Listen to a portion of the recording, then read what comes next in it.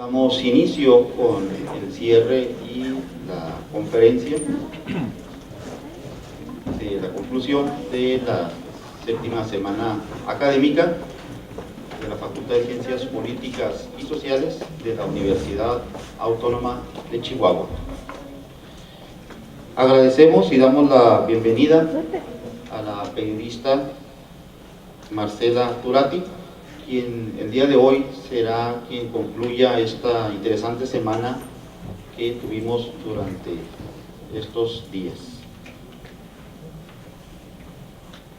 Marcela Turati es periodista de la Ciudad de México, fundadora de la Red Periodistas de a Pie, la cual es una organización que apoya a periodistas dedicados precisamente a la investigación.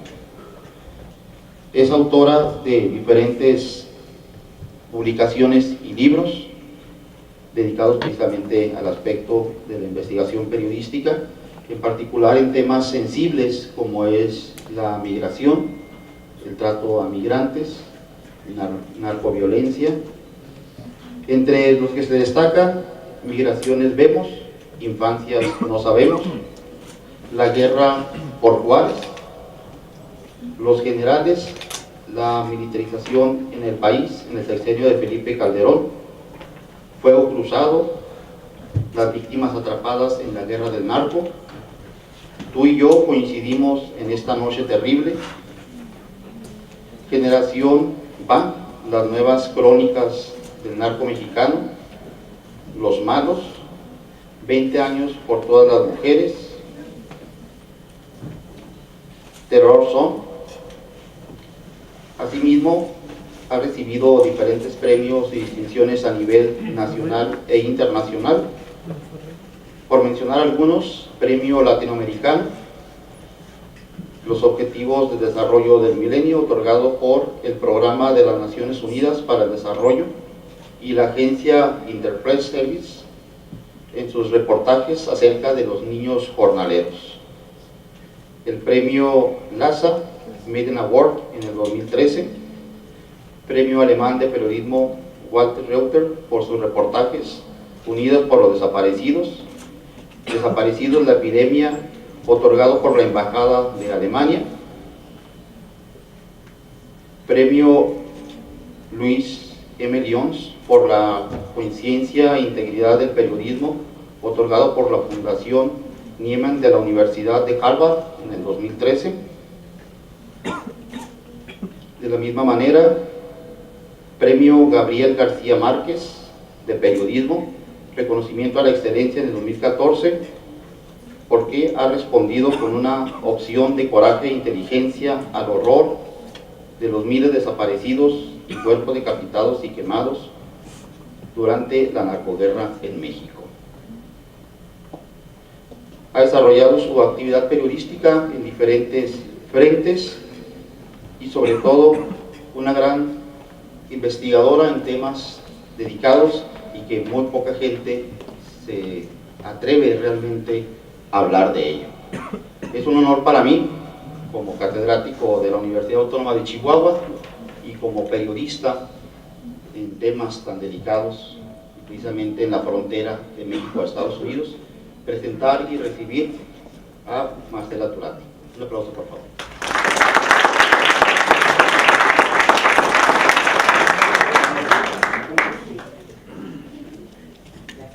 Y le doy el micrófono a Marcela Turati para que nos hable precisamente de este tema tan importante del periodismo de investigación en México.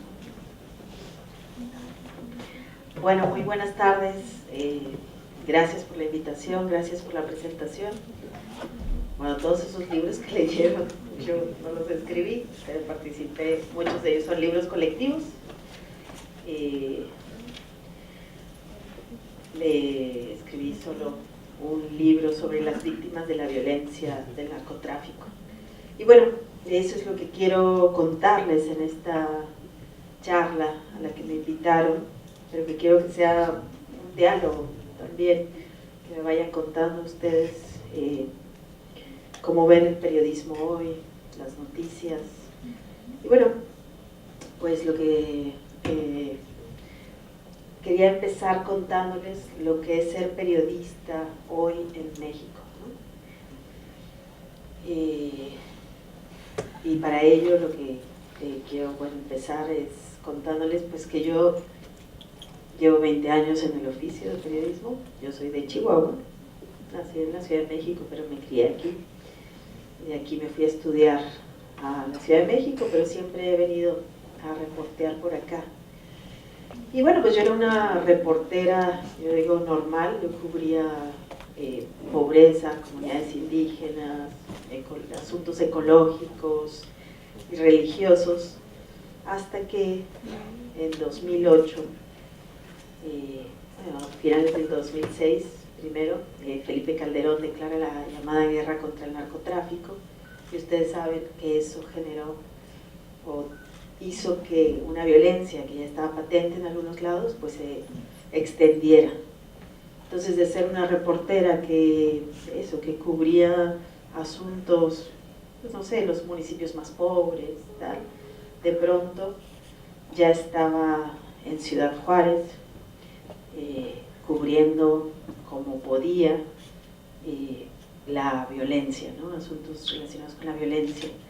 Entonces, lo que recuerdo, o sea, la primera nota fuerte o la primera nota como de ese impacto fue una masacre que hubo en Villa Ahumada, justo cuando entra el grupo del Chapo, es lo que después supe, y lo que me encuentro ahí, esa tarde que fui, bueno, pues fue unas camionetas con gente rafagueada, la policía, ya, la mayoría de los agentes de policía estaban muertos, y los que no ya habían renunciado. Y bueno, ahí caminando por las calles de Villa Ahumada, de pronto me asomo, quería hacer una crónica de qué había pasado esa noche, cómo se había vivido el horror cuando entran estas camionetas con hombres armados y van casa por casa buscando a unas ciertas personas y se las llevan.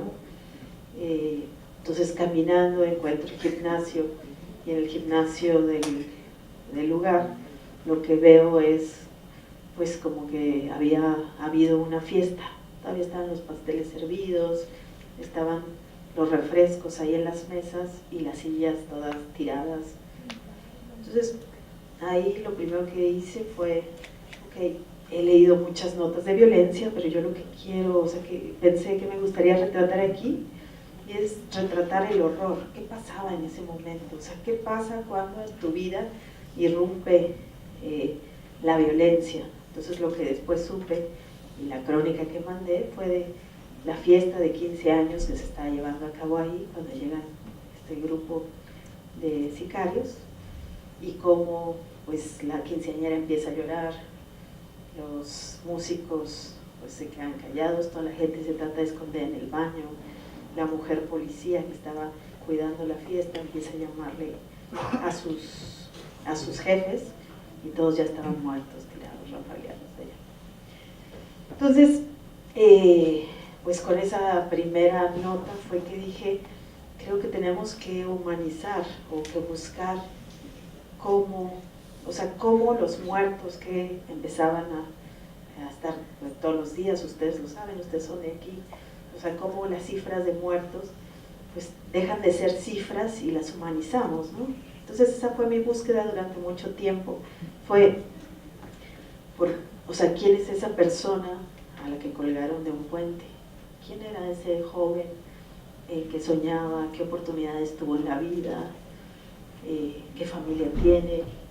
¿Quién es este tipo que se dedicó a disolver cadáveres, ¿no? El pozolero, ¿de dónde viene? ¿Qué estudió?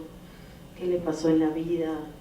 O sea, como un poco tratar de encontrar una narrativa distinta a la que nos dan siempre en el gobierno, que era y que sigue siendo, pues a los que andan mal les pasan esas cosas, no se preocupen, se matan entre ellos, en algo andaba esa persona a la que desaparecieron, a la que asesinaron. Entonces, a mí lo que me interesaba era pues un poco buscarle la identidad a esos muertos, y bueno, eso fue como poco a poco con el tiempo, como traté de empezar a responder, primero pues yo, después me encontré que habíamos un grupo de reporteras, muchas de ellas mujeres, que tratamos como de darle rostro y humanizar y tratar de no cubrir esta violencia como nota roja, no cubrirla como estadística de ay, el muerto 5, ahora vamos en el 50, sino cómo hacer para que cada muerto, para que cada asesinado cuente, para que cada asesinado sea distinto y que la gente no se acostumbre a que maten, a que la gente no se acostumbre a la violencia, ¿no? Entonces, bueno, con esta búsqueda, bueno, pues como les digo, de pronto ya estaba cubriendo este tipo de temas y pues me enfrentaba, ¿no?, como reportera impreparada, como la mayoría de los periodistas, ¿no? O sea, nadie nos enseñó a los periodistas a cubrir este grado máximo de violencia. Entonces, pues empecé a ir a Ciudad Juárez, ahí encontré, por ejemplo, bueno, ahí encontré, o sea, ahí en Ciudad Juárez, ustedes saben que fue durante varios años la ciudad pues con más crímenes, ¿no?, pues del mundo, ¿no? Y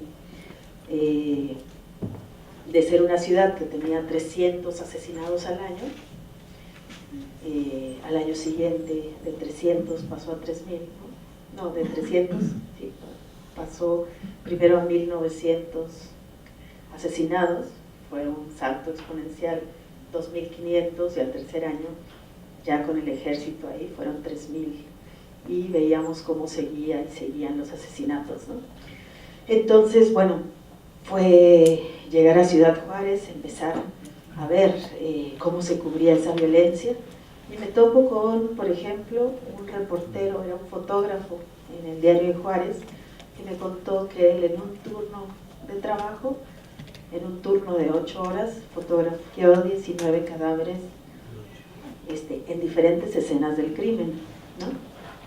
Y de pronto, pues también me contó que una de las órdenes de trabajo que tuvo un día fue que fuera le dijeron que había una persona asesinada y llegó y era su compañero de trabajo, o sea, era otro fotógrafo. No, primero era un periodista, que era el Choco, Armando Rodríguez, que era el que se encargaba de llevar las estadísticas de los asesinatos en Juárez, a quien asesinaron en 2008, y después otra orden de trabajo, como 2 años después, era un fotógrafo, amigo de él, del diario de Juárez también, ¿no? Entonces, en Ciudad Juárez era, pues, tratar de, no sé, me encontré a muchos reporteros afectados también por la violencia. Había uno que me decía, pues yo desde que me despierto, ya con tanta violencia, con todo lo que hago, con todo lo que tengo que ver, pues mis fines de semana me la paso tomando, y estoy deprimido, y solo sueño con muertos. Pues pláticas, charlas entre reporteras que me tocó escuchar, que ya tenían su testimonio, su testamento hecho, que ya, o sea, el humor negro es algo muy común, ¿no? O sea, como cuando estás conviviendo así con la violencia. Entonces, bueno, dentro de este asunto de cubrir este tema y humanizarlo de alguna manera, al mismo tiempo, yo había fundado con otras colegas una organización que se llama Periodistas de a Pie. Éramos reporteras que cubríamos pobreza y que queríamos capacitarnos para cubrir la pobreza, y lo que decidimos fue cambiar de giro y decir, vamos a ver cómo se cubre esta violencia, ¿no? Lo que primero hicimos fue pedirle ayuda a la ONU para que nos mandara a una periodista colombiana y que nos enseñara qué era eso de la militarización, cómo se cubren los derechos humanos, cómo se cubren las víctimas de la violencia, y poco a poco nuestras capacitaciones fueron sobre eso, sobre cómo entrevistar a un niño pues que estuvo en una escena del crimen, que quizás vio cómo mataron a sus papás, cómo hacer protocolos de seguridad para entrar a zonas peligrosas, zonas donde hubo alguna masacre, donde todavía controlan los grupos del crimen organizado. Otra de las capacitaciones que hemos tenido, pues seguridad digital, porque de pronto nos empezamos a dar cuenta pues de que estás en zonas muy peligrosas y tienes que comunicarte a la redacción de tu periódico, de tu revista. Yo colaboro con la revista Proceso, ahí en ese momento trabajaba para la revista Proceso. Entonces, ¿cómo le haces para desde un lugar donde te tienen monitoreada, donde sabes que te están, o sea, que pueden estar interceptando las llamadas, cómo le haces para comunicarte con tu editor? Y después también otras de las capacitaciones que buscamos ya fueron más como sobre autocuidado emocional, ¿no? Cómo sobrellevar tanto dolor y tanta tristeza, porque pues además de tener que cubrir primero pues cosas como las de Villa Ahumada, después pues ya empiezas, de las cosas por las que opté fue, bueno, hablemos de cómo la sociedad, cómo le afecta a la sociedad estas muertes, ¿no? ¿Qué pasa con la sociedad? ¿Qué pasa con las familias? Entonces, lo que empecé a hacer fue buscar a los niños huérfanos de la violencia, ir a sus sesiones de terapia, hablar de ellos, de lo que les pasa. Poco a poco me empezaron a buscar a la oficina, pues familias, primero eran poquitas, pero poco a poco fueron más, de mamás o papás que buscaban a sus hijos desaparecidos, y cada vez más y más y más, hasta que nos dimos cuenta pues, que son 32,000, por lo menos, personas que han sido desaparecidas desde el año 2008 y 2006, y poco a poco también la otra parte de lo que ya me ha tocado a mí, a otros, a Almazán, quienes escucharon, a otros pues reporteros de mi generación, pues nos toca ya acompañar a los padres y a las madres y empezar a ir a fosas a buscar huesos con ellos, los huesos de sus hijos, ¿no? Entonces, con todo este recorrido en 10 años, ¿no? De ser una reportera que cubría temas ecológicos, ¿no? Problemas ambientales, a de pronto ya estar en una fosa, por ejemplo las fosas de San Fernando, Tamaulipas, donde pues asesinaban a migrantes y encontraron por lo menos 200 cadáveres. Luego pues buscar a los estudiantes de Ayotzinapa, los 43, y en ese camino pues encontrar unas fosas con 28 cadáveres, y luego ir con las familias que cada semana suben a los cerros a buscar los huesos de sus hijos, y todo el tiempo es estar tocando y tocando como esos temas que son pues tan sórdidos, tan tristes, tan dolorosos, ¿no? Y bueno, pues dentro de toda esta violencia que nos ha tocado a los periodistas mexicanos, pero también que decimos que somos corresponsales de guerra en nuestra propia tierra, ¿no? O sea, que no tuvimos que salir y nos mandaron a otras guerras. Nosotros nos quedamos aquí y empezamos a cubrir atrocidades como las que se cubren en una guerra, ¿no? Entonces, cuando vimos la magnitud de esto, los impactos en la gente, pero también en los periodistas, pues empezamos a organizarnos, ¿no? Y es parte de lo que hicimos, bueno, en la red de periodistas de pie, y luego otros colectivos en los estados, también reporteros de la Ciudad de México. Dijimos, bueno, ¿cómo afrontamos esto? Pues organizándonos entre todos para poder cubrir mejor esta violencia, como haciendo unas nuevas reglas del periodismo. En algunos lugares y en algunos momentos ya no buscamos la exclusiva. Sabemos que si buscas la exclusiva te matan, es más fácil pues que si uno solo publica un tema, maten a esa persona, pero si lo publican varios es más difícil, ¿no? Que se metan con todos, que no sepan bien quién lo publicó. Empezamos como también a cuidarnos entre todos, a monitorearnos, si alguien va a una zona de peligro, establecemos protocolos de seguridad para ver si entró, si está bien, hace un plan de emergencia por si algo pasa. Y también, bueno, pues como han matado, y ustedes saben, pues este es de los países que está ya desde hace varios años entre los 3 primeros lugares, a veces el primero, a veces el segundo, a veces el tercero, pero México está con Irak y con Siria, los países que más periodistas matan, y es un país donde no hay guerra declarada, o sea que Irak sí, o Siria también. Entonces pues los asesinatos de periodistas ya son cosa común, las desapariciones, y también las amenazas, ¿no? Entonces, bueno, pues con todo este contexto, con toda esta situación, lo que hicimos varios, o que estamos haciendo varios, es pues tratar de crear redes de solidaridad entre nosotros. ¿Y por qué? No nomás para protegernos como periodistas, sino también porque sabemos que el periodista tiene un papel muy importante, ¿no? O sea, ¿por qué? Porque cuidar a un periodista, o porque cuando se mata a un periodista, o cuando se silencia a un periodista, se silencia también la causa que estaba investigando. Y ustedes saben del crimen de Miroslava Breach, la reportera, la corresponsal de La Jornada en Chihuahua. Bueno, pues cuando la matan a ella, o sea, ¿quién más va a cubrir los temas de narcopolítica en Chihuahua, ¿no? La silencian a ella y silencian una causa, o sea, silencian lo que ella denunciaba, y entonces la narcopolítica va a seguir creciendo porque ya no va a haber quien diga aquí está pasando esto, ¿no? O sea, ya no va a haber quien se atreva. Por eso es importante el asunto de, como periodistas, cuidarnos, ¿no? Proteger, o sea, como que la sociedad arrope a los periodistas, que arrope a los defensores de derechos humanos, porque son los que le están dando el pulso de cómo están las cosas, de lo que se viene, como el Choco, el periodista asesinado en 2008 en Ciudad Juárez, era el que estaba llevando la estadística de los muertos, de los asesinados en Juárez, y lo matan a él, y entonces hasta eso se vuelve peligroso, hasta llevar esta estadística, hasta saber qué grupo entró, cuándo, tal.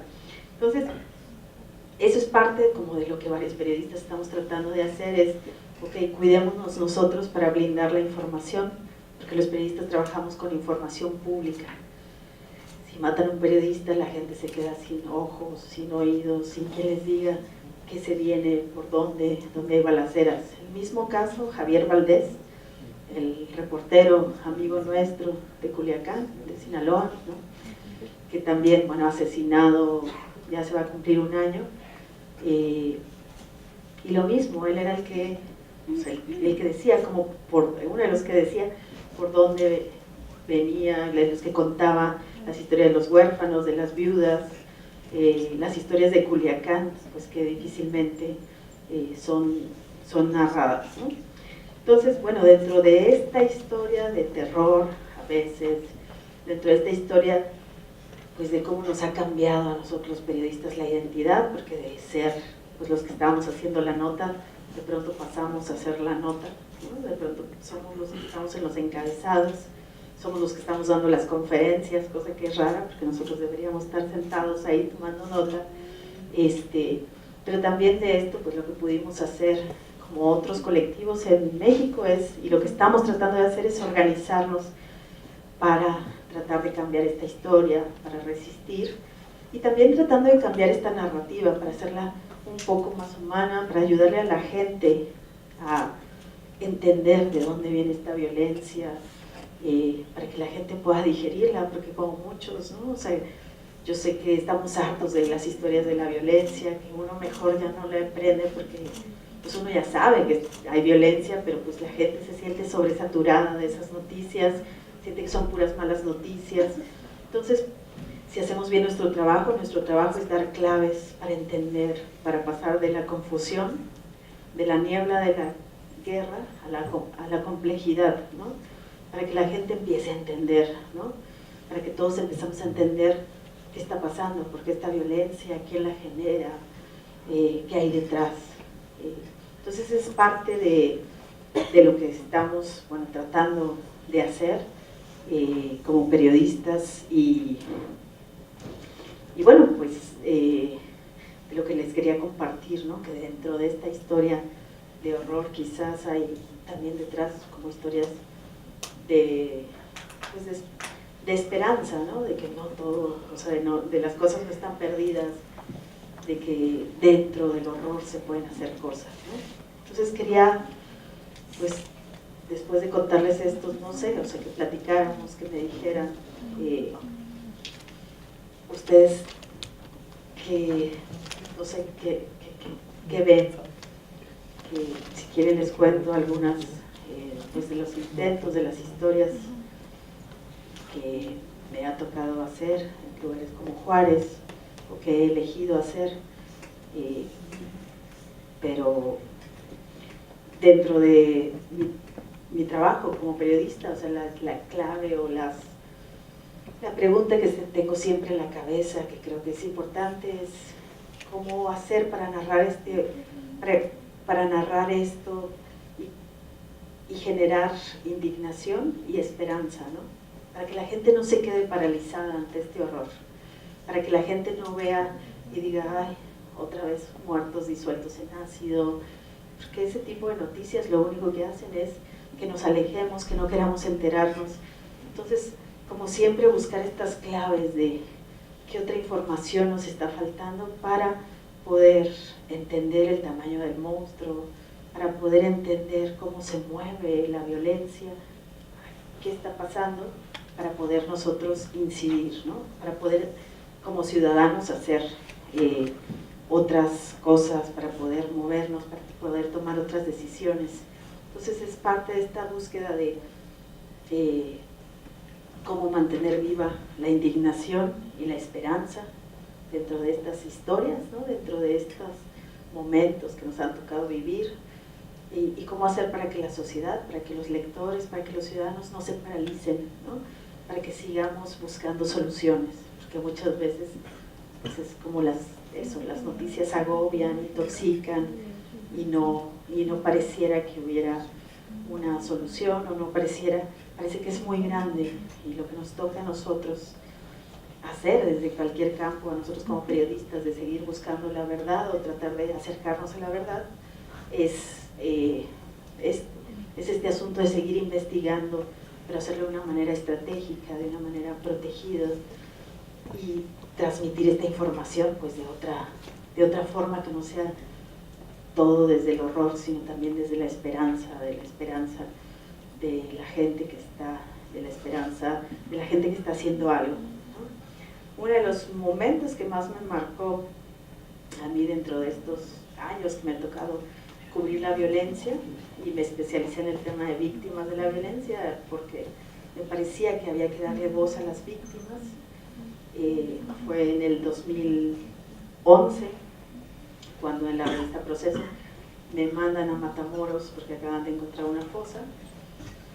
Y cuando llego a la ciudad de Matamoros y llego a la morgue y veo, y pues había unos 200 cadáveres que acaban de sacar de las fosas de San Fernando, el pueblo de San Fernando. Es un pueblo que está a 1 hora de Texas, que es donde asesinaron a los 72 migrantes en 2010, y en el 2011, 6 meses después, se encuentran estas fosas comunes. Pues cuando llego a San Fernando, cuando llego a Matamoros, pues lo que encuentro es algo tremendo, ¿no? Que es pues familias, muchos cientos de personas llegadas de todo el país, haciendo fila para que les hicieran pruebas de ADN para saber si alguno de esos muertos eran sus hijos desaparecidos. Y otra de las cosas que empiezo a ver es que hay un terror, que nadie quiere decirme ni el nombre de su familiar, porque en esos momentos había mucho miedo de decir que uno tenía un familiar desaparecido. Y cuando estoy ahí caminando y tratando, bueno, de lidiar con tanto dolor y con ese horror, ¿no? Llega una señora y me dice, ¿tú eres periodista? Y yo digo, sí. Y empieza muy enojada y me empieza a reclamar y me dice, periodistas, ¿ya para qué vienen? ¿No? Nosotros dijimos siempre que aquí desaparecían gente, que las estaban matando, pero nadie nos hizo caso. Parece que hablábamos desde abajo del mar y nadie nos escuchaba. Entonces esa frase, ¿no? Es escuchar desde abajo del mar. Entonces esta mujer que trató de decir, como muchas otras familias, como en muchos otros lugares, que aquí está pasando algo, pero nadie le hizo caso, pues con el tiempo entendí que ahí había periodistas, hay periodistas en esa zona, pero todos estaban amenazados, nadie pudo decir nada, porque todos estaban amenazados, porque al que publicaba algo lo mataban, pero también las autoridades no quisieron hacer nada, ¿no? Entonces, un poco esto que intentamos varios periodistas hacer es de evitar o tratar de hacer cosas para que el silencio no se siga extendiendo, ¿no? Para que los periodistas y los defensores puedan seguir denunciando lo que está pasando, porque donde no hay periodismo, donde no hay noticias o donde no hay información, son lugares donde está muriendo gente, ¿no? Son lugares donde ya la muerte se está instalando, y esta es una lucha por la vida, ¿no? Esta es una lucha porque este silencio que invade zonas enteras, que invade regiones enteras, pues no se siga expandiendo.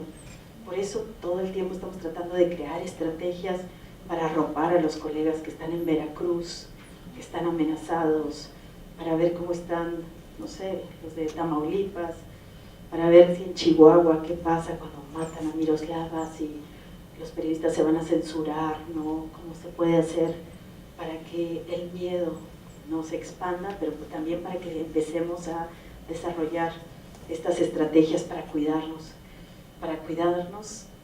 y luchar contra el silencio, ¿no? Para luchar que el país se convierta en zona de silencio, porque eso sí sería muy terrible, es este asunto de, porque si no, va a haber muchas gentes que van a decir, aquí está pasando algo, pero nadie me escuchaba, ¿no? Parece que estaba hablando debajo del mar porque nadie me hizo caso. Entonces, bueno, ese es más o menos el camino que he seguido yo, han seguido otros. Aquí en Chihuahua hay algunos colectivos de periodistas organizados, en Ciudad Juárez, en Nuevo León, en Tamaulipas se están organizando, en Sinaloa, en diferentes lados, que son colectivos de periodistas que estamos tratando como de ir a contracorriente, ¿no? De organizarnos, sabiendo que no somos héroes, sabiendo que nosotros también tenemos miedo, que a nosotros también nos duele, que a veces hay momentos de guardar silencio, que a veces hay que ser estratégicos, que no siempre se puede publicar, y bueno, y poco a poco ir tratando pues de sacar las noticias cuando sea momento de sacarlas, porque no todo el tiempo se pueden sacar todas las noticias, ¿no? Y es parte de lo que estamos viviendo en estos momentos. Bueno, pues eso es básicamente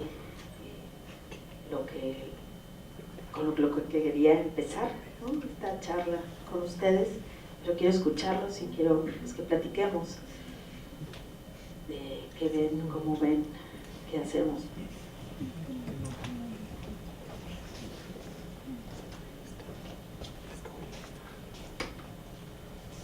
Paso el micrófono a quienes deseen comentar.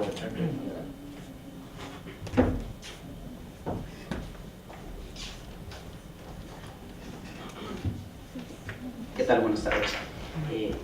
Una de las...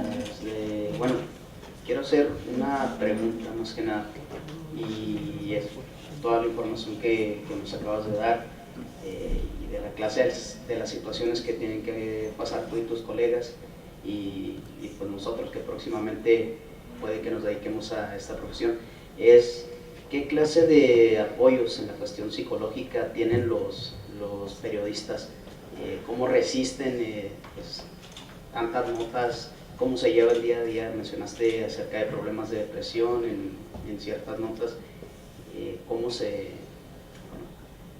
qué medios hay, qué es lo que se ofrece para el periodista para no caer, para no decepcionarse de su profesión. Claro. Bueno, con todo esto que les cuento, no, lo que no quiero es que digan, ya no quiero ser periodista. Yo sé que cada vez hay menos en las escuelas de periodismo. Son momentos difíciles, ¿no? Son momentos súper difíciles y entiendo que ser o no periodista es un reto y es un momento de que uno la piensa dos veces. Apoyos, pues nos hemos dado cuenta de varias cosas, claro. Una, que hay que vivirlo en colectivo, ¿no? Que hay que tener un colectivo con el que contar el tipo de cosas que estás viviendo y viendo y palpando, ¿no? ¿Por qué? Porque si yo llego a mi casa y le digo a mi mamá, por ejemplo, no mamá, encontré una fosa y tal, o sea, obviamente que mi mamá me va a decir así, ¿qué haces con eso? ¿No? O sea, entonces no le puedes contar a tu familia, eres el típico que en Navidad mejor te quedas callado, o sea que, ay, ¿qué has hecho? Y nada, porque le vas a decir, ay, mira, fui a Ciudad Juárez y estoy con una señora a la que le decapitaron a la hija, o sea, cosas así que dices, pues esas se las ahorro, ¿no? O sea, Sí, yo encuentro muchos periodistas que están todo el tiempo así contando sus... Pero pues ya nadie quiere juntarse con ellos, ¿no? Es muy difícil estar escuchando y escuchando. Entonces, una es tener tu propio colectivo que te entienda y que no te trate como loco, como loca. Porque es un trabajo, es como los médicos lo tienen, como los forenses. Yo la primera vez que vi a un equipo forense me llamaba la atención y fue antes de la violencia. A Almazán y a mí nos tocó cubrir la exhumación de Lucio Cabañas, el guerrillero, ¿no? Fue en el año 2000 cuando lo exhuman y yo empecé a ir con los forenses a los que les tocó sacar los huesos enterrados en los años 70 y me llamaba mucho la atención cómo hablaban de los cráneos, ¿no? Y lo decían, no hombre, había un cráneo bien bonito.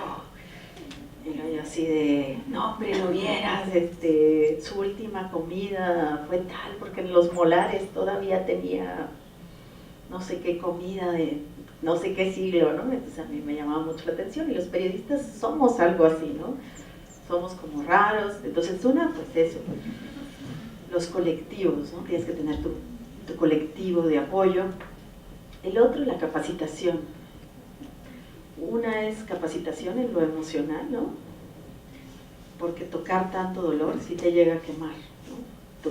Tocar tanto dolor llega un momento en que se te olvida cuál es el sentido de esto que hago. Una de las cosas también que decimos que tenemos que hacer cada tanto es recordar ese sentido. O sea, ¿por qué es importante esto? ¿Por qué es importante estar escuchando tantos testimonios de víctimas de la violencia?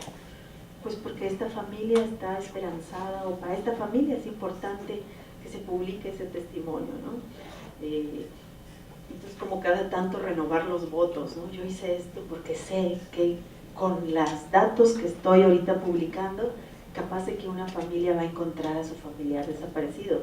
Y nos ha tocado, ¿no? O sea, me ha tocado que sí, que publicas el dato de tal cuerpo que estás sin identificar y resulta que una familia en Guanajuato o en Guatemala estaban buscando a ese familiar y entonces de pronto te toca ver esas pequeñas cositas que son como milagrosas, ¿no? También ver, otra de las cosas que yo recomiendo es no nomás estar cubriendo el horror o el dolor, cada tanto cambiar, rotar a otros temas y también si tú cubres todo el tiempo víctimas de la violencia, no nomás acompañarlos en los momentos más dolorosos, sino también cuando festejan algo, ¿no?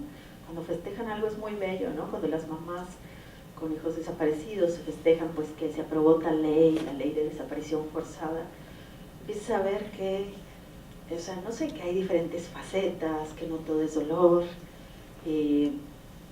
Y otra de las cosas importantes es empezar como colectivo ya a armar el rompecabezas para tratar de entender la lógica de la violencia, si es que se puede, las lógicas de las desapariciones, donde, o sea, como que de pronto coges tus libretas y dices, mira, estos 100 desaparecieron justo en tal carretera, a tal hora, tales días, quién opera ahí, y poco a poco empiezas a ver que hay ciertos patrones y que es más entendible, que ya hay una lógica y encuentras algunos mecanismos de esa violencia, entonces ya empiezas a ver cuál es el mapa de actores, qué pasó antes, ya más análisis más estratégico y eso te ayuda a entender dónde estás parado, contra quién o a quién, qué tan peligroso puede ser donde estés. Pero eso, bueno, se enseña, se tiene que ejercitar, se tiene que hacer, no sé, en las escuelas de periodismo no nos enseñan esto, no nos enseñan a encriptar información. ¿Quién iba a pensar que íbamos a necesitar todos encriptar información, ¿no? O sea, si ustedes ven o se juntan con periodistas, van a pensar que estamos bien locos, pero todo el tiempo estamos diciendo cuál es la mejor aplicación para hablar por teléfono, sin que nos intercepten, como si fuéramos, no sé, de pronto o sea, como que da risa porque empiezas todo el tiempo estamos hablando de, no, ahora hay que usar Signal, no, ya no hablemos por Skype, porque tal, ahora es Jitsi, no, tal, entonces parecemos técnicos acá de superagentes secretos. En otros momentos también parecería que hacemos protocolos de seguridad como lo hacían, no sé, los espías o como lo hacían, no sé, empleados de una empresa petrolera. Nosotros tenemos que hacer también como ya todo un plan de seguridad. Y yo siempre decía, bueno, en las universidades pues no se nos enseña esto, pero creo que ya es algo que tenemos que ir aprendiendo, este tipo de cosas, y también la salud emocional, para que esto no te robe el gozo de vivir, ¿no? Para que puedas seguir sintiendo miedo, puedas seguir llorando y puedas no bloquearte, porque muchos reporteros sienten que hay que seguir, aunque sientas en el estómago que ya no tienes que meterte a esta zona, pues de pronto nos bloqueamos y decimos, no, tengo que publicar más y más y no me puede dejar vencer por el miedo, pero el miedo avisa, el miedo es importante y hay que empezar también a aprender de eso como periodistas, ¿no? A escucharnos, a sentir, a llorar, a desbloquearnos, y entonces es como todo un arte también ahorita, pues seguir siendo periodista, ¿no?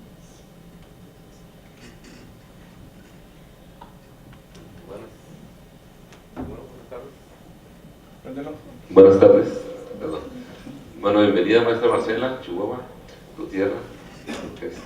Tengo varias preguntas sobre el tema de lo que acabas de exponer y pues básicamente son los siguientes.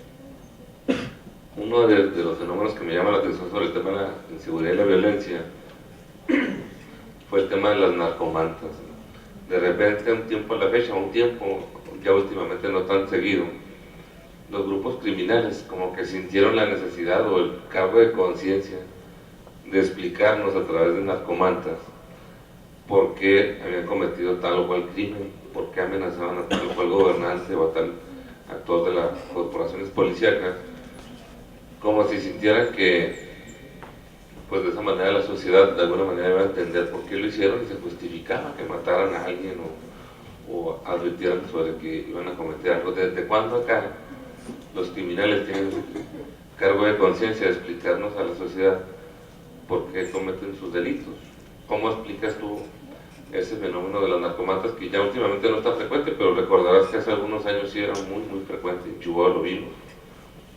Otro caso también es el tema de pues un presunto armisticio, veo yo con cierta preocupación, que en la época actual con las campañas políticas, una de las propuestas es otorgar el perdón, ofrecerles un perdón al crimen organizado a cambio de que tal vez dejen de delinquir. ¿Qué tan irresponsable consideras tú esta propuesta? Sobre todo porque el tema de la justicia, entonces, si se va a perdonar todo lo que se cometió de crímenes en el pasado, incluidos algunos periodistas que perdieron la vida, pues qué tan justo es perdonar a estos criminales a cambio de que dejen de disparar sus armas. Y finalmente el otro tema es, a mí me queda bien claro que parte de la solución sería frenar la importación de armas en Estados Unidos como una manera de detener esta violencia. Creo que es relativamente será sencillo. Si no lo pueden hacer las corporaciones policíacas, bueno, que el ejército lo haga y que instale una especie de aduanas que sean los filtros que impidan que esas armas, que esas balas entren a territorio mexicano, porque esta industria no se genera en México. Todos sabemos que las armas se fabrican fuera, en Estados Unidos, que el 80% de las tiendas que venden armas en Estados Unidos están instaladas en la franja fronteriza con México. Entonces, que es una mentira, que es una falacia eso de que en Estados Unidos, de la cuarta enmienda, no sé qué artículo, otorga el derecho a la población de tener armas, cuando vemos que los principales clientes en realidad son en los estados fronterizos. O sea, esas tiendas, Walmart, donde venden armas en Estados Unidos, sus principales clientes son los latinos que estamos en esta franja del sur del país, ¿no? Entonces, ¿por qué el gobierno no ha tenido la voluntad de saber que ahí está el problema, la introducción de armas? ¿Por qué no lo ha hecho? ¿No? Yo pienso que la solución no es tan grave, no es tan difícil. Siento como que tal vez México cayó en las garras de la industria de la guerra y en la cual hasta políticamente tiene presiones para que este conflicto no termine. No sé, ¿tú piensas tú al respecto? Gracias. Primero de los medios, bueno, de esto de las mantas y tal. Bueno, lo que sí empezamos a ver en muchos lugares es no nomás que que los crímenes son acompañados de narcomantas, ¿no? También pues vemos como que hay un intento de grabar videos, ¿no? Estos canales que tienen, o estos medios como el blog del narco, donde trataban, y hay otros, ¿no? Foros que hay donde tratan de dar su versión, supuestamente, ¿no? Supuestamente, porque nunca sabemos, porque están anónimos, porque no sabes ni quién está poniendo este comentario, pero de pronto sí es, bueno, como periodistas es bien interesante y es otra fuente de información para nosotros.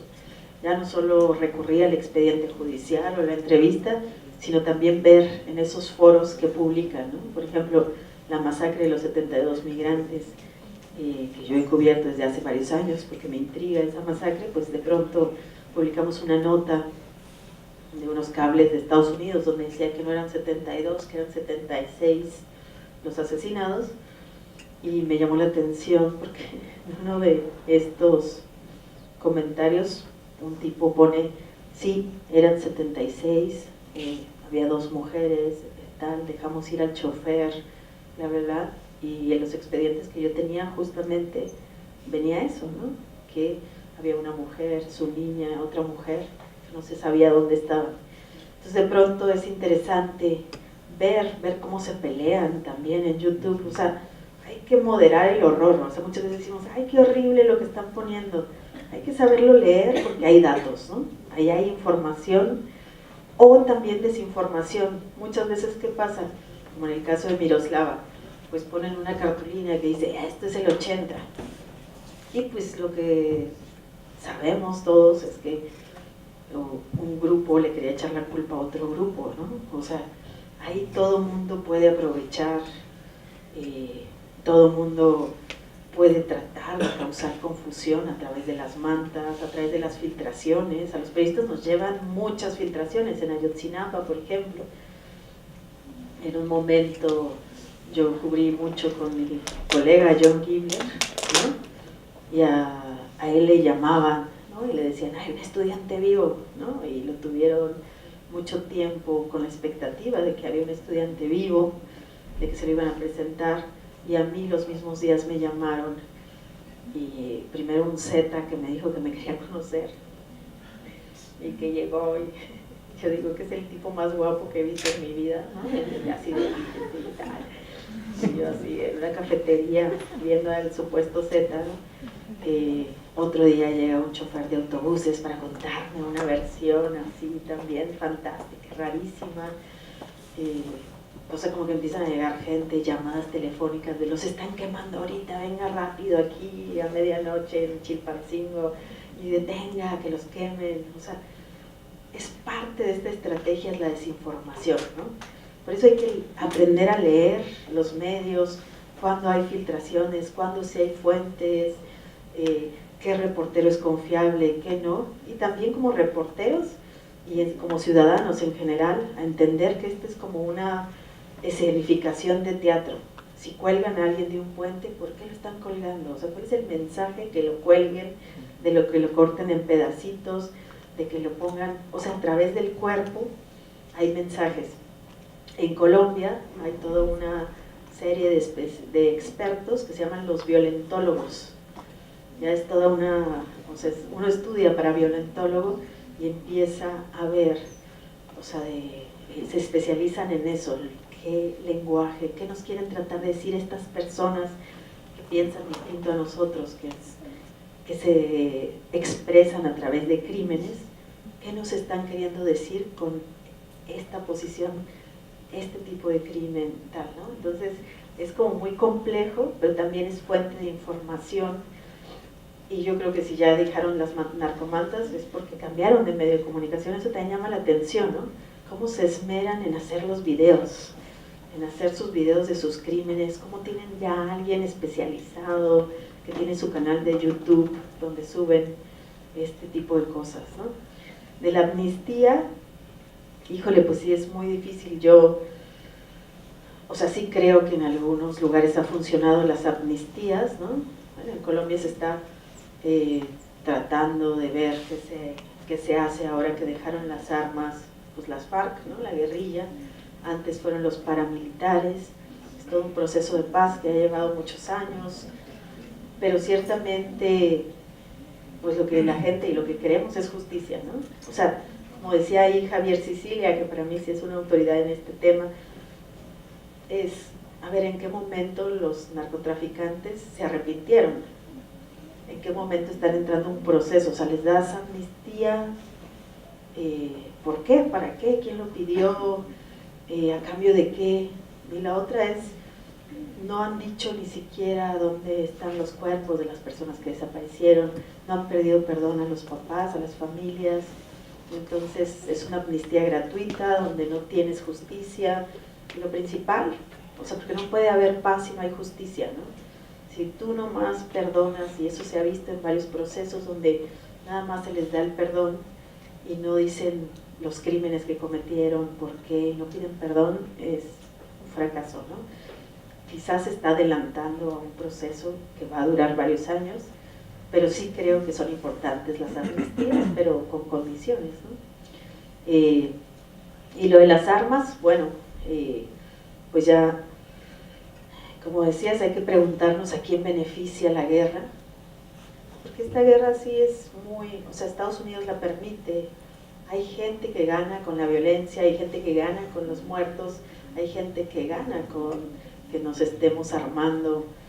Yo no creo que los soldados, si los pongan, ellos van a detener esta violencia, ¿no? Más bien, no hay voluntad política, hay corrupción, y yo creo que muchos trabajan, pues ahí la corrupción es tan grande que pues ya no hay corporaciones limpias con las que puedas hacer esto.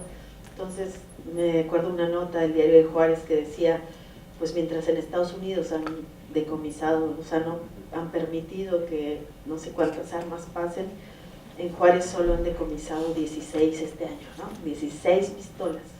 Entonces, ¿qué dices? Pues aquí hay un negocio de dos, ¿no? No es nomás culpa de Estados Unidos. No sé quién más, ¿tú querías? Sí, buenas tardes, maestra.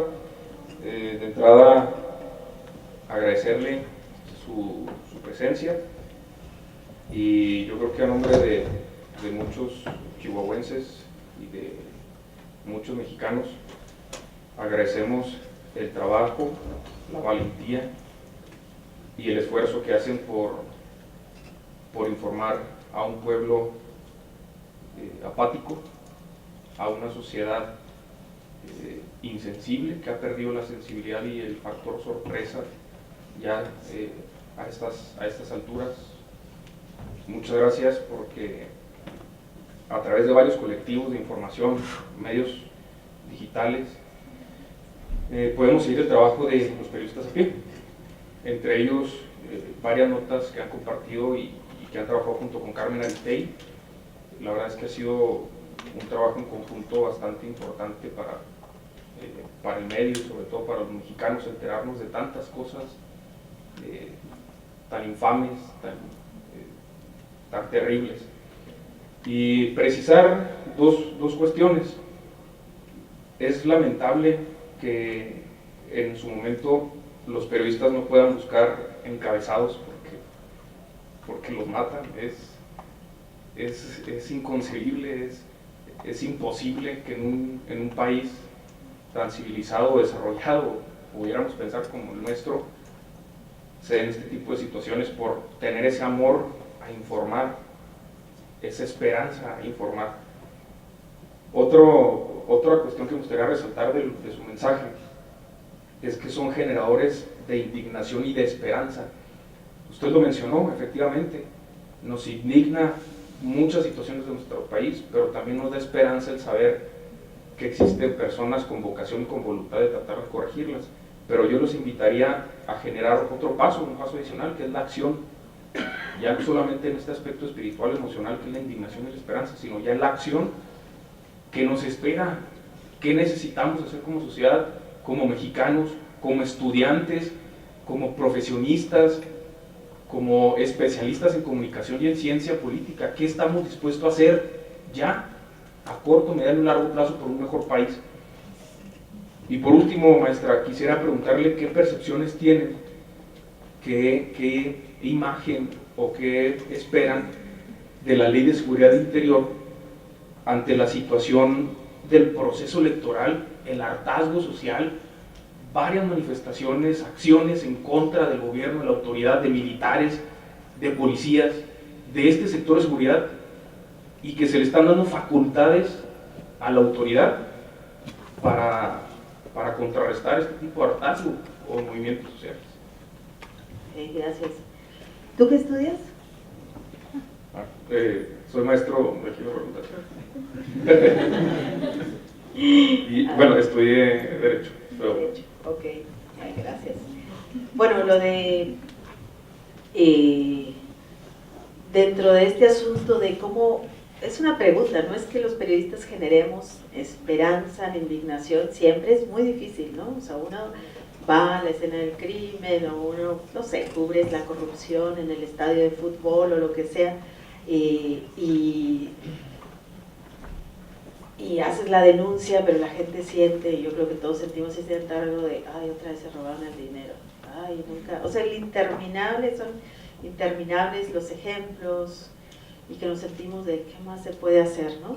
Si ya revelaron, pues Lizárraga, el equipo de Aristegui, una Casa Blanca y no pasa nada, ¿no? Y no hay nadie en la cárcel, o otros colegas, ¿no? O el caso de Odebrecht, ¿no? Que por el que han caído presidentes, porque Lula está en la cárcel, y aquí no tenemos a nadie, ni siquiera indiciado, ni como sospechoso, sino pues ahí está, ¿no? Entonces, de pronto, no hay sociedad que acompañe estas notas por muchas razones, hay que ver qué está pasando, hay un hartazgo, hay un momento en que decimos, híjole, ya no quiero saber, pero a los periodistas lo que deberíamos de hacer para generar este periodismo de lo posible, ¿no? Para que la gente también empiece a imaginar que hay otra vida posible, que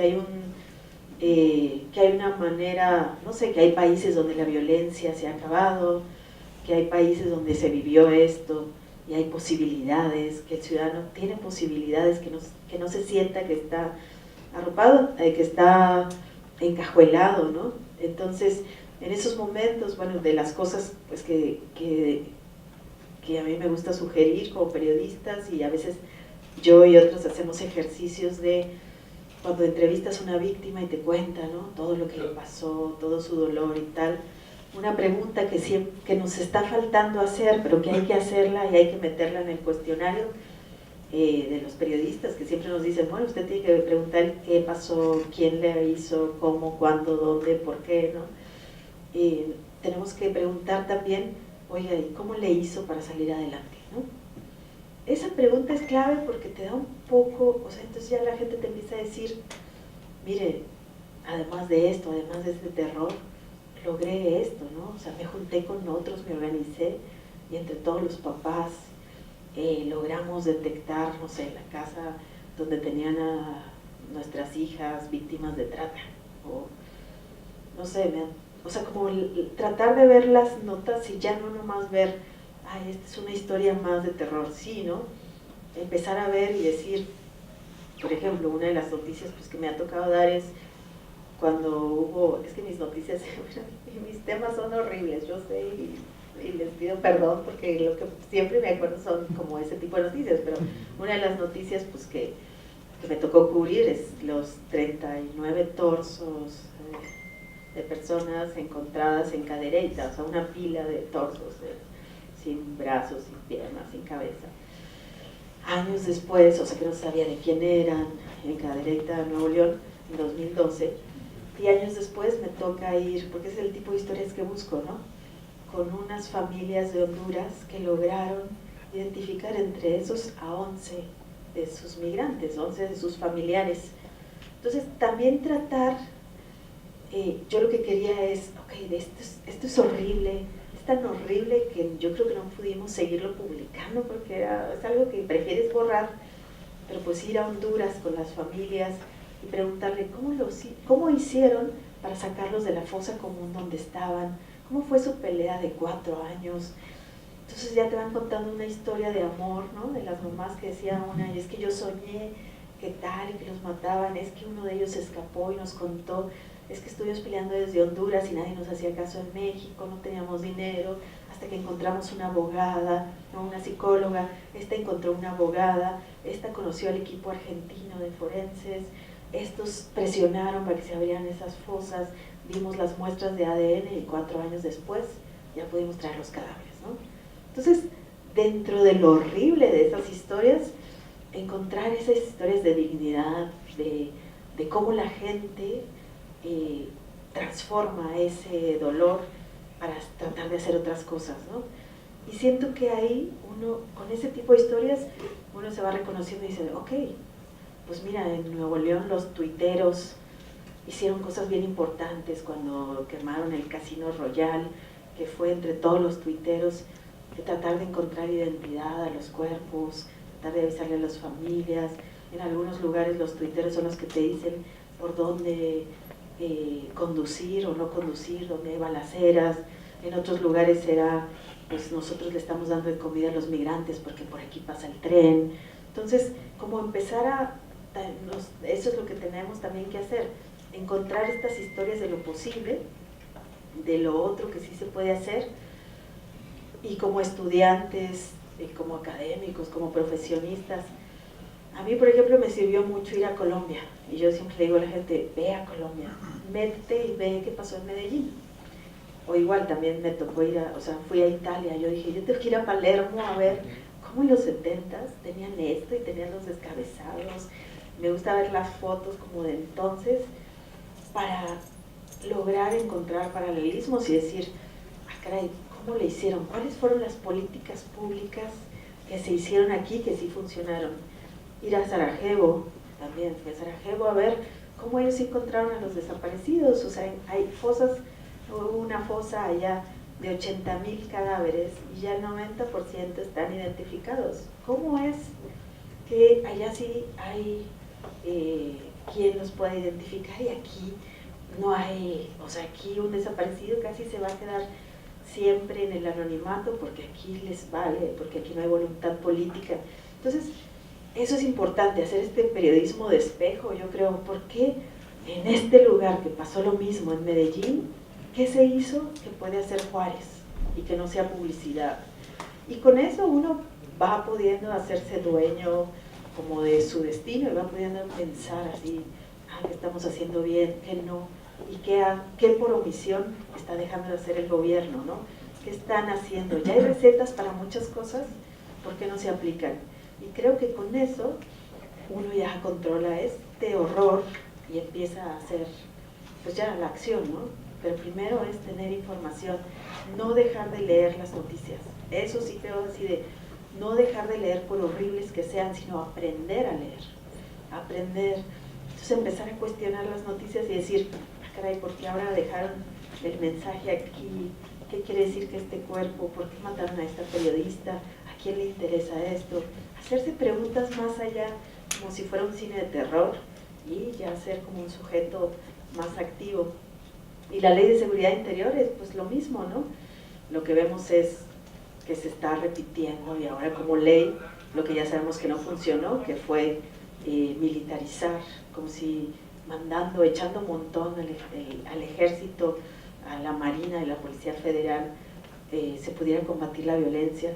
Cuando la violencia, o sea, cuando los grupos, que son ellos mismos, aparte, o sea, es que ya, o sea, ya hablar de los cárteles a veces dices, aquí ya hay una mezcla que ya, como decía, no se sabe si los políticos corrompieron a los cárteles o los cárteles a los políticos, ¿no? O sea, como es de, acá ya tenemos que ver cómo esto ya está mezclado y cómo hay políticas públicas distintas que se pueden hacer, que no es militarizando más. Ya sabemos, en Ciudad Juárez es la prueba de cómo mandando militares esto no se acaba y hay más violaciones a los derechos humanos y hay más corrupción. Lo vemos en Ayotzinapa, lo vemos en muchos otros casos. Y hay, por ejemplo, algunas propuestas que se hacían desde hace tiempo pero que no se han escuchado, como, a ver, ¿por qué no les pegamos mejor en las rutas, en las bodegas, los narcoempresarios? ¿Quiénes financian esto? Y no a balazos, ¿no? O sea, hagamos un poco más de inteligencia. Y la otra es castigo más fuerte a los cárteles violentos. Quien está desapareciendo gente, a esa. Quien está matando, a esos. Entonces ellos van a saber que para no calentar la plaza, o sea, para que no los persigan, porque hay un castigo a quienes son más violentos, tienen que bajar la violencia, y se ha podido en otros lugares, ¿por qué aquí no? Pero es cosa de pensar, o sea, ¿qué se puede hacer? Pero también sin empoderar a un cártel o otro, no, pero por lo menos para bajar la violencia sí tendría que ser un programa y un plan emergente, porque todo lo que han hecho es como echarle gasolina al fuego y sigue creciendo, y vemos lo que pasó a los estudiantes de Jalisco, si es que les pasó eso, porque ya hay que dudar de todo, ¿no? Nos engañaron con Ayotzinapa, nos han engañado con los migrantes, nos engañan todo el tiempo. Entonces, si les pasó eso, pues es parte de esta misma locura de la guerra, que uno responde con una cosa, entonces el otro usa ácidos y el otro tal.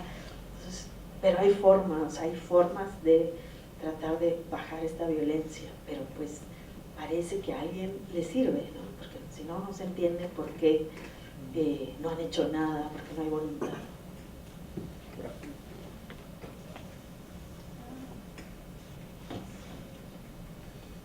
Buenas tardes, yo quisiera preguntarle, bueno, creo que,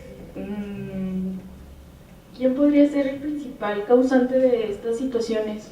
Bueno, siendo un poco más específica, los narcotraficantes o el gobierno, porque pues usted lo mencionó, ya no se sabe quién se beneficia con este tipo de situaciones, y me gustaría saber en su opinión profesional y en base a su experiencia, como a quien hace responsable, por así decirlo. Bueno, es una pregunta como muy difícil, no sé si, pero pues sí hay que preguntarnos quién se beneficia con esto, ¿no?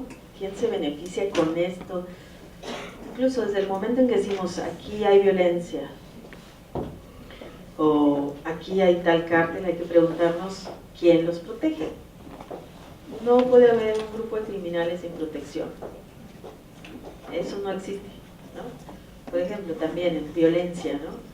Recuerdo mucho que una vez que me entrevistaban, no sé, de un noticiario en España, me decían los locutores así, empezaron a decir, ay, en México que son unos bárbaros, que se mata la gente y tal, y esa raza, no sé, dijeron algo así súper fuerte. Y yo dije, a ver, o sea, veamos el caso de Juárez. O sea, en El Paso, Texas, están familiares de los mismos que viven en Juárez, porque podemos decir que es la misma gente, ¿no? ¿Y por qué en Juárez tenemos hoy 3.600 asesinados al año? Y ese mismo año, El Paso, Texas, solo cruzando el puente, tuvo 9 asesinatos y fue la ciudad más segura de Estados Unidos. O sea, así como la locura de esa cifra. Y no es algo genético, ¿no? No es algo que, ya vivimos como violencia. No, es que en algún lugar hay leyes y se aplican y hay, o sea, en México hay impunidad, tú sabes que si matas a alguien no te va a pasar nada, ¿no? Que tienes casi asegurado que no vayan por ti. Incluso un día leí en una revista de Harvard, creo, un estudio que me llamó mucho la atención, que era una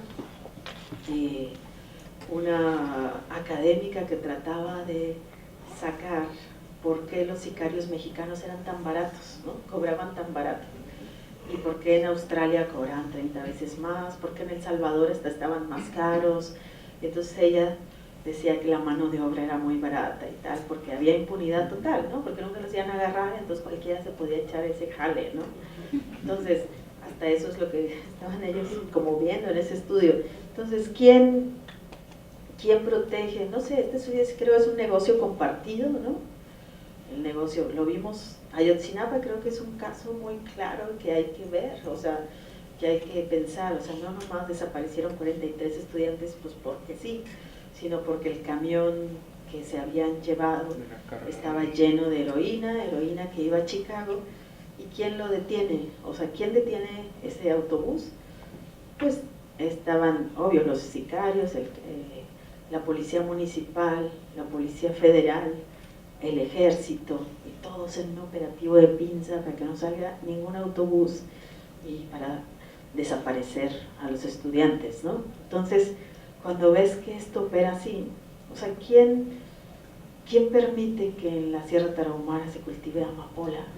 Si se puede ver desde las avionetas, por favor, o sea, ¿por qué todavía hay? ¿Por qué está extendido? Entonces, como que es difícil como decir es esta persona en especial, tampoco puedo decir que todos están metidos, pero pues entre más se extiende y donde hay criminalidad alta es que alguien está permitiendo esto y seguro es un negocio compartido, ¿no? No es que sean inocentes extraños, sino pues podemos ver en muchos casos la relación. Miroslava Breach es el caso, o sea, sus notas eran, ojo con la narcopolítica, estos candidatos del PRI y del PAN fueron puestos por los cárteles. Otra de sus notas, de las que casi nadie habla, pero 3 semanas antes de que la mataran, ella dijo que en 12 municipios la policía estaba ya controlada por cárteles y dio los nombres de los municipios y cómo y quiénes eran los jefes. Entonces, y luego la mataron, que para mí esa nota pudo haber sido mucho más la causa que la de la narcopolítica, porque en la de la policía ya estás diciendo esto, aquí ya opera, o sea, todo este municipio es narco, aquí quienes nos tienen que cuidar o quienes tendrían que cuidar a la población ya son sicarios, ¿no? Entonces, eso era mucho más fuerte, era muy fuerte pues, y pues la mataron. Entonces, ¿a quién le conviene eso? Ya para llegar pues a quien dio la orden, tal, es muy, muy difícil, pero por lo menos pues se trata de entender que aquí esto está muy mezclado, y como periodistas también por eso decimos que es muy difícil ahorita hacer periodismo, que es porque es caminar como en un terreno minado de arenas movedizas.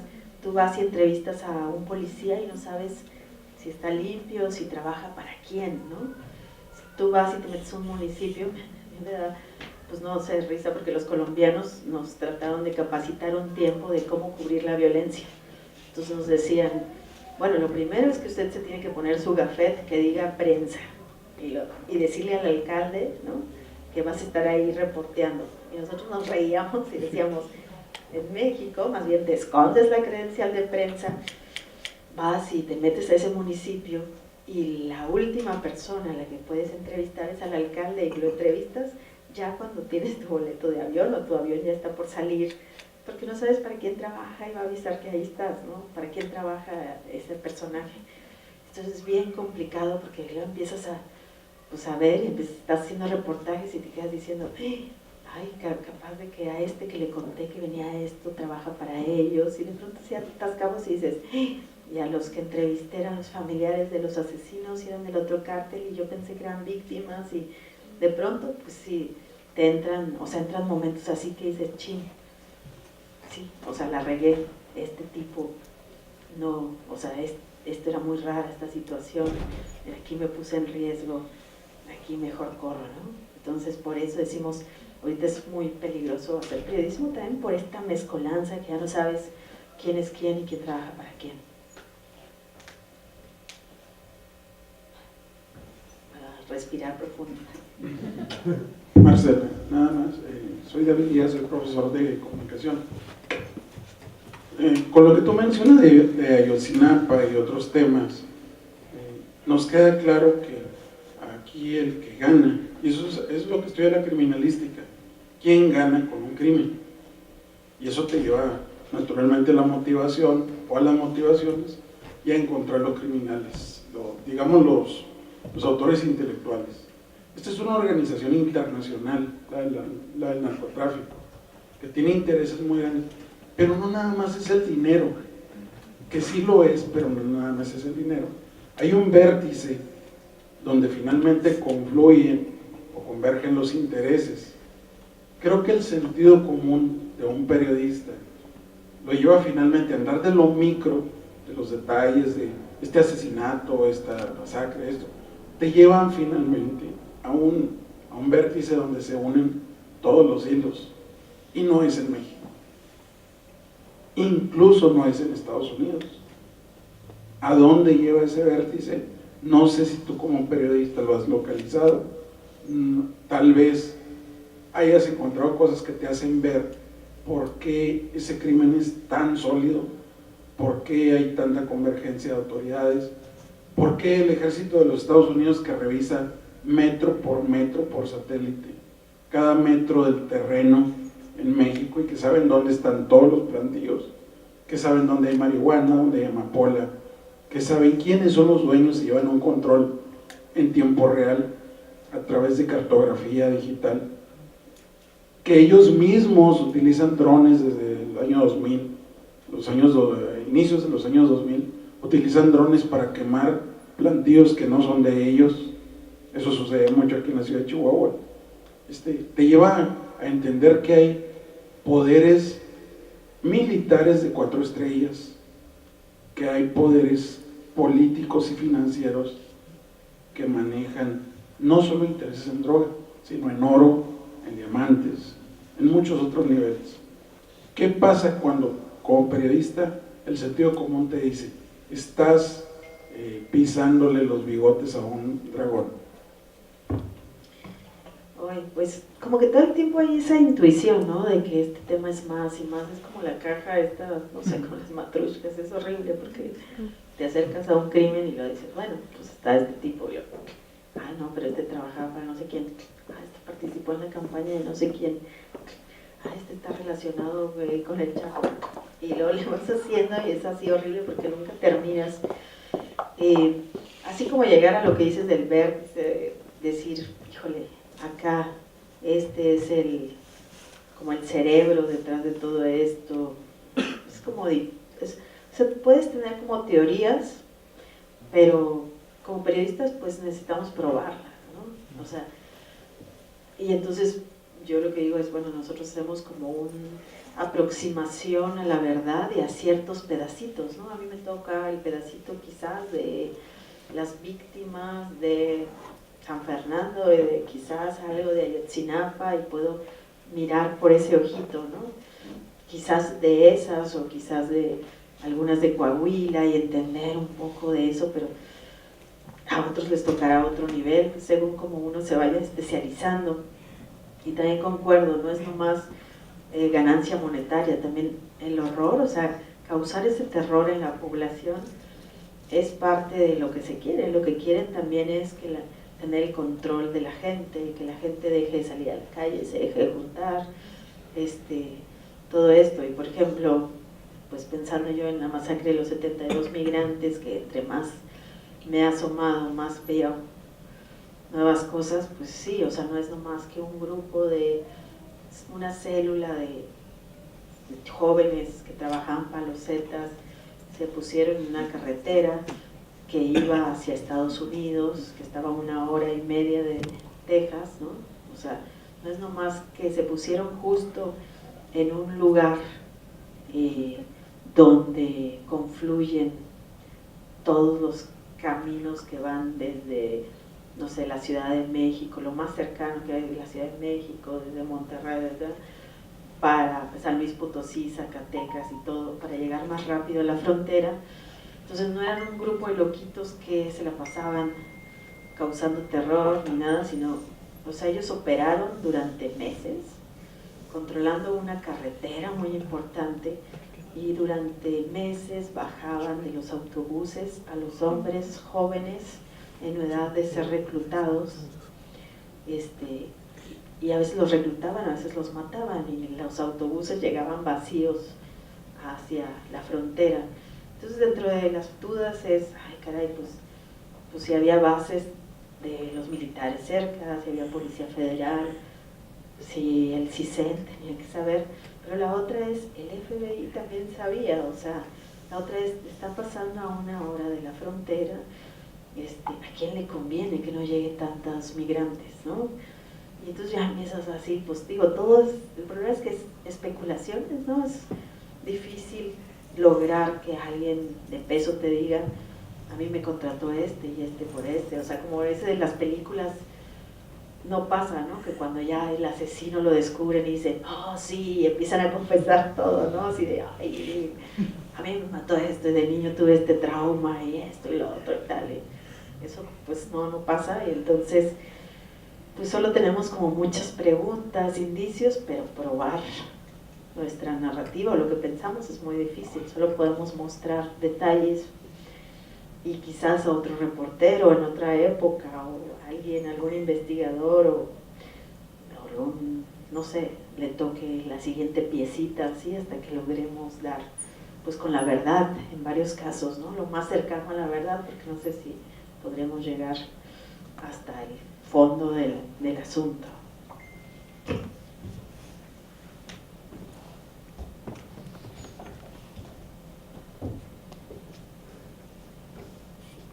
Agradecemos con esta última pregunta del doctor David Díaz esta interesante charla que nos vino a dar la maestra y periodista Marcela Turati. Pasamos ahora a entregar un reconocimiento por parte de nuestra alma mater a nuestra colega y maestra Marcela Turati.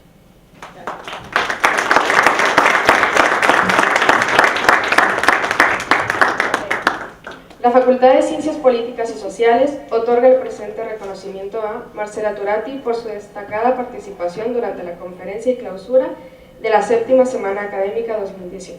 Muchas gracias por asistir.